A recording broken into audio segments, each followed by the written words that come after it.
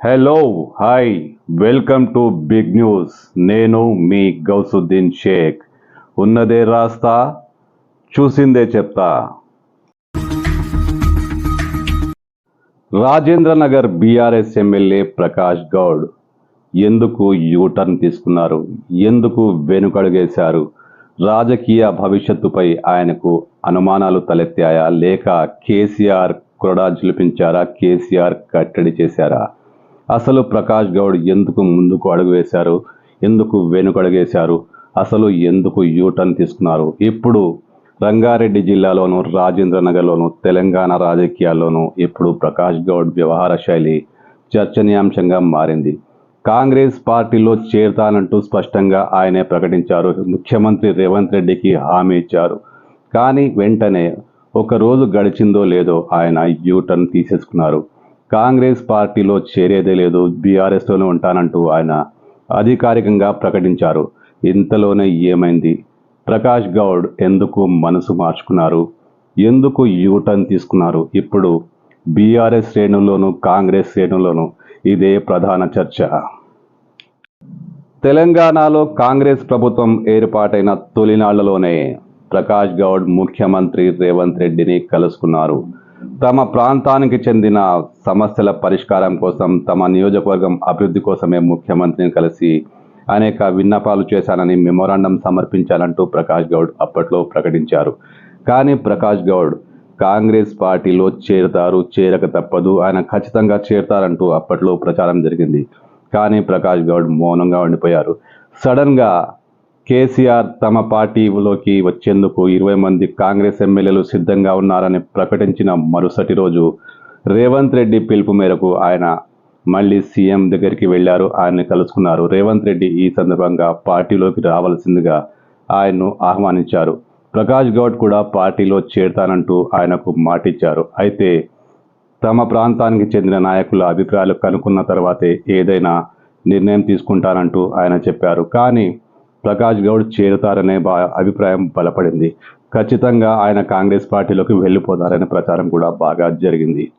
ముఖ్యమంత్రిని కలిసిన అనంతరం ప్రకాష్ గౌడ్ తమ అనుచరులతో సమావేశమయ్యారు, ముఖ్య నాయకులతో సమావేశమయ్యారు.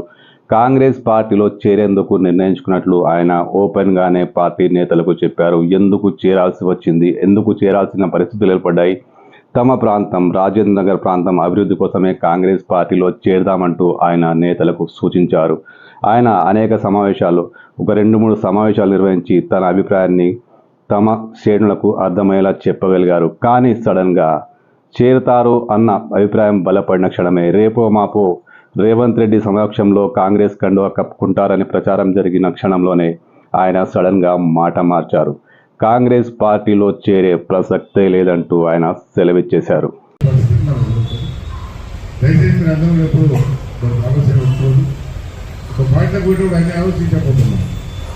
ముఖ్యమంత్రి గారితో చెప్పడం జరిగింది, నా కాన్స్టిట్యూన్సీగా కూడా కానీ నేను చెప్పినట్టు వినాలే, మంత్రి కూడా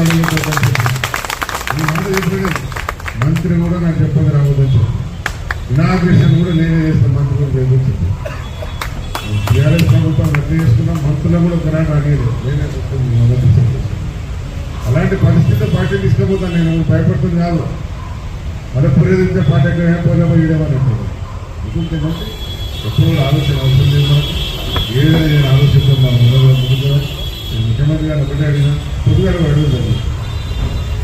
చాలా మంది నాకు కోరిక ఉన్నది, మంత్రి కావాలంటే ముఖ్యాలంటే ఆయన ఉన్న వాస్తవం చెప్పింది.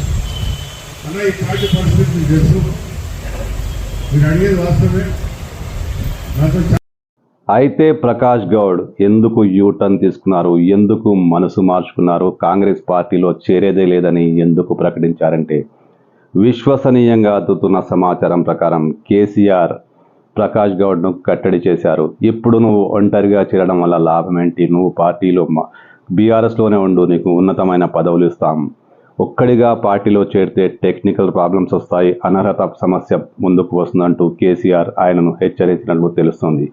ఇది ప్రకాష్ గౌడ్ను ఆలోచనలో పడేసిందట.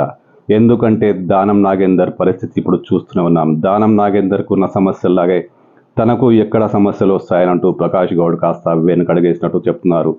ముఖ్యంగా అనర్హత వేటు సమస్య వస్తే ఏ శాసనసభ్యుడైనా వెనుకడుగేస్తాడు.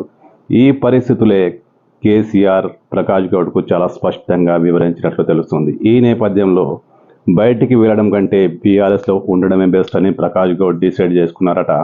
దీనికి తోడు కొంతమంది సీనియర్ నేతలు ప్రకాష్ గౌడ్ను కాంగ్రెస్ పార్టీలో చేరొద్దని సలహా ఇచ్చారట. ఒకవేళ మంత్రి పదవి ఇస్తే తప్ప ఆ పార్టీలోకి చేరరాదని బీఆర్ఎస్ నేతలు ప్రకాష్ గౌడ్కు సలహా ఇచ్చినట్టు తెలుస్తోంది. నిజానికి ప్రకాష్ గౌడ్ కాంగ్రెస్ పార్టీలో చేరాలని డిసైడ్ అయిపోయారు. ఆయన ఒక్కసారి డిసైడ్ అయిపోతే మనసు మార్చుకోవడం చాలా కష్టం. ఈసారి కూడా ఆయన కాంగ్రెస్ పార్టీలో చేరాలని నేటికి భావిస్తున్నారు. కాకపోతే టెక్నికల్ సమస్యలను పరిష్కరించుకునే దిశగా ఆయన అడుగులు వేస్తున్నారు. ఆయన ఓపెన్గా బీఆర్ఎస్ నేతలకు చెప్పారట, ఉండబోనని. కాంగ్రెస్ పార్టీ వర్గాలతో కూడా ఆయన మాట్లాడారట. ఈ టెక్నికల్ ప్రాబ్లమ్స్ క్లియర్ అయితే వచ్చేస్తానంటూ ఆయన చెప్పారట. తనతో పాటు మరికొంతమంది అదే ప్రచారంలో జరుగుతున్నట్లుగా బీఆర్ఎస్ శాసనసభాపక్షం చేరితే వారితో పాటే తాను వస్తానని కాంగ్రెస్ పార్టీ నేతలకు, ముఖ్యంగా ముఖ్యమంత్రికి ప్రకాష్ గౌడ్ చాలా స్పష్టంగా చెప్పేశారట. అంటే ప్రకాష్ గౌడ్ కాంగ్రెస్ పార్టీలోకి వెళ్ళిపోతారు. బీఆర్ఎస్ అధినేత ఎంతగా వారించినా ఆయన వెళ్ళిపోవడం ఖాయం. కాకపోతే టెక్నికాలిటీ సమస్యలు రాకుండా చూసేందుకే ప్రకాష్ గౌడ్ కాస్త వెనుకడుగేశారు, యూటర్న్ తీసుకున్నారు.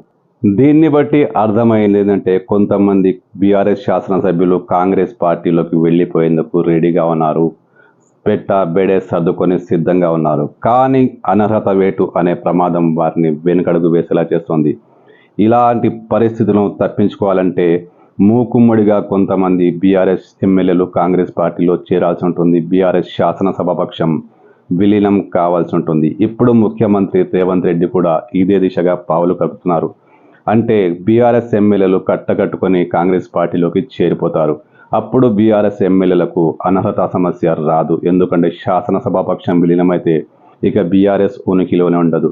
ప్రకాష్ గౌడ్ కూడా ఇదే పరిస్థితి కోసం వెయిట్ చేస్తున్నట్టు సమాచారం. ఆయన ఖచ్చితంగా కాంగ్రెస్ పార్టీలోకి చేరిపోతారు.